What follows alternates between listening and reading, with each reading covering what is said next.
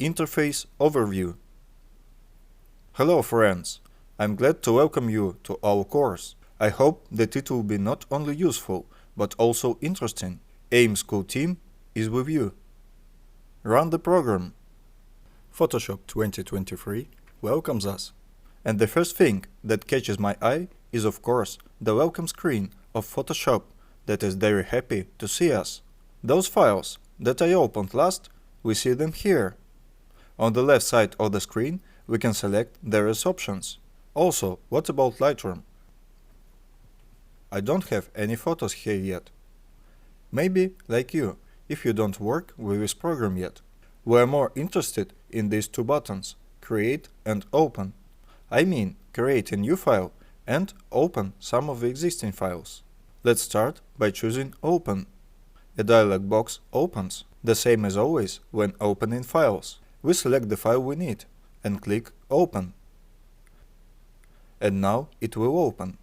Photoshop allows you to open multiple images at the same time and switch between them. To do this, go to the File menu, select Open in the drop-down list. Unfortunately, I don't have all the menus in the recording area, but here at the top I have the button Open. It is the second from the top, but it is the best to use the keyboard shortcut Ctrl+O. It will be faster. Select another file. And now I have opened such a picture. That is, I can move from one image to another and take something from one image and put it in the second image in this way. If you need to see both images at the same time, then you can do this. Pull out this window a little by clicking the mouse. And place this image, for example, somewhere nearby that is convenient for you. You can compare these two pictures and perform other actions. In some cases, it can be very convenient. You can pull out not only one window like this, but also a large number.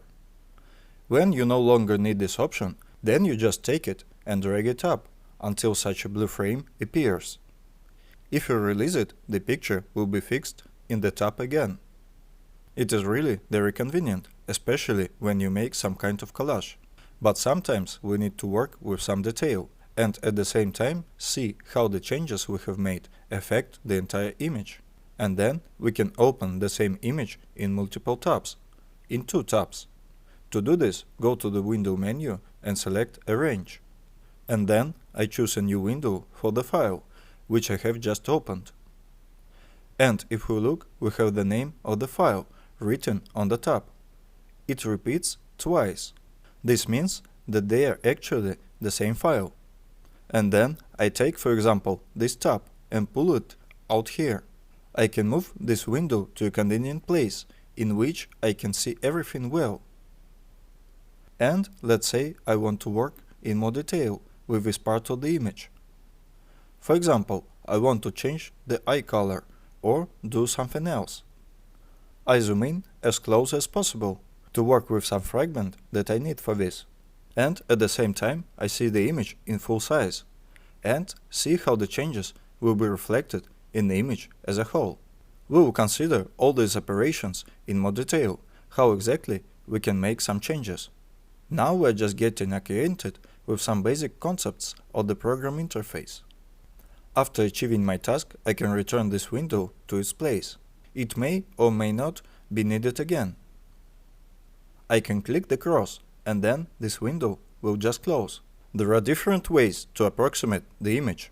We will consider all of them as we continue the course. Now I will show you the simplest of them. Let's choose Magnifying Glass tool. You need to click on this tool. It is called Zoom. You can open it in several ways. First, by clicking on the magnifying glass image itself. Second, by clicking on the icon itself. Or the last one, by pressing that key on the keyboard. And then we can click the magnifying glass on the image and it will zoom.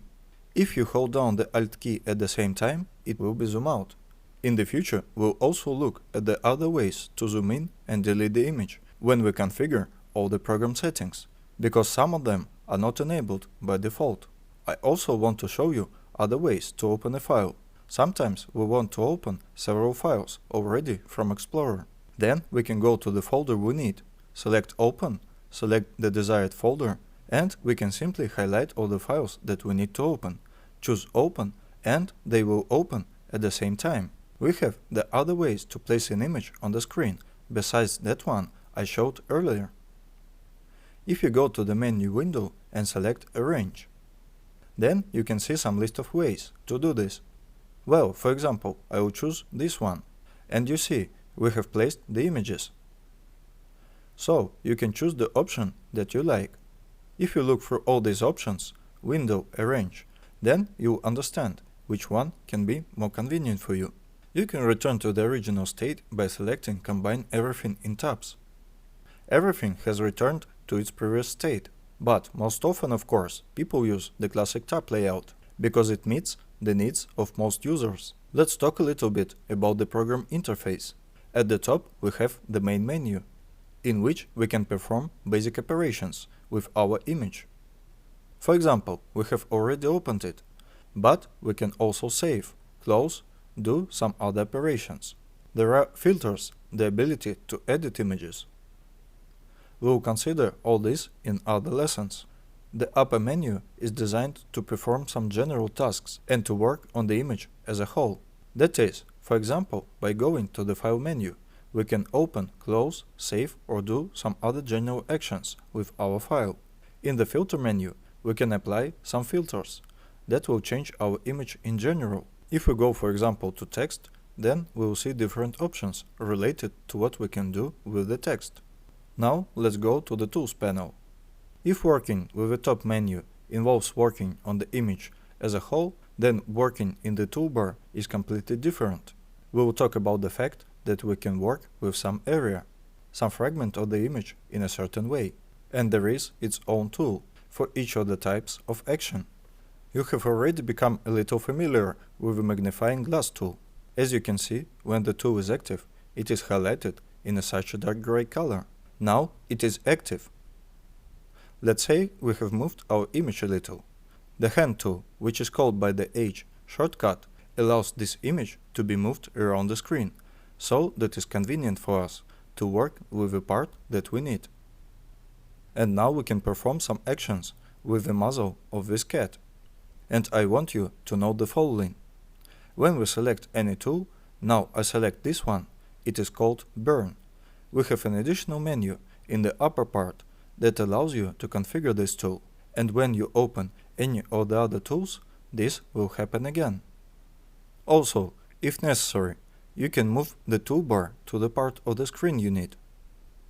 Well, for example, you can move it to the right. Sometimes it is really more convenient. For example, in cases when for some reason you don't want to work with the keyboard, don't want to use shortcuts, while you have a large monitor and you have to move the mouse actively in order to get to the left side of the screen. And usually people work with their right hand, so in this case you can move it, for example here. You can also click on these arrows to make all the tools be in one line. Now they are on one line and I can return them in the same way back. If you need to move it, we take this place and drag it to where it is most convenient for us. And now let's talk about another very convenient element of the interface. It is called the palette. It is located in the Window menu.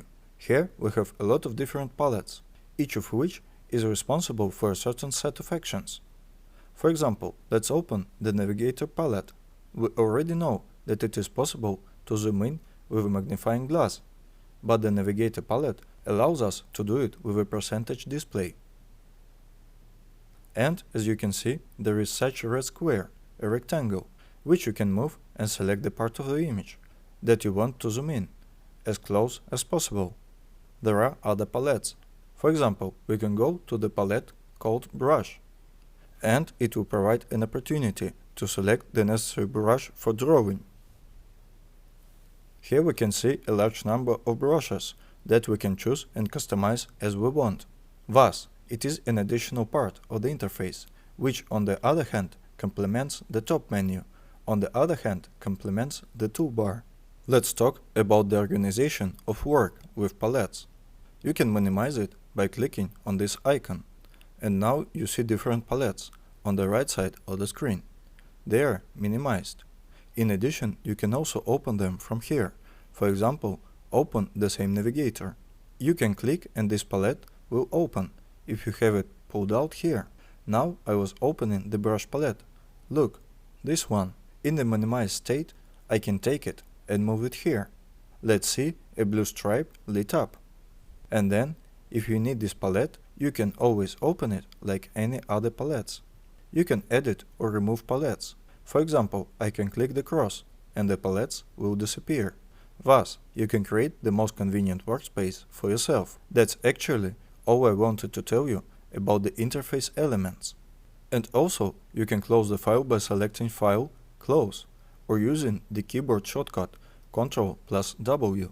If you think it is necessary to save the changes, then you save. If it is not, then you don't. We don't have any changes that I would like to keep.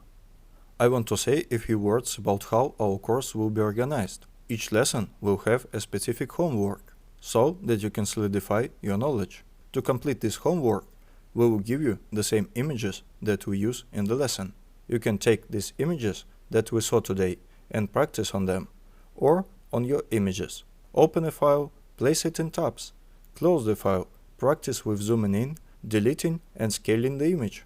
Then the homework will be more difficult. That's all for today. AIM School was with you. I am waiting for you in the next lessons.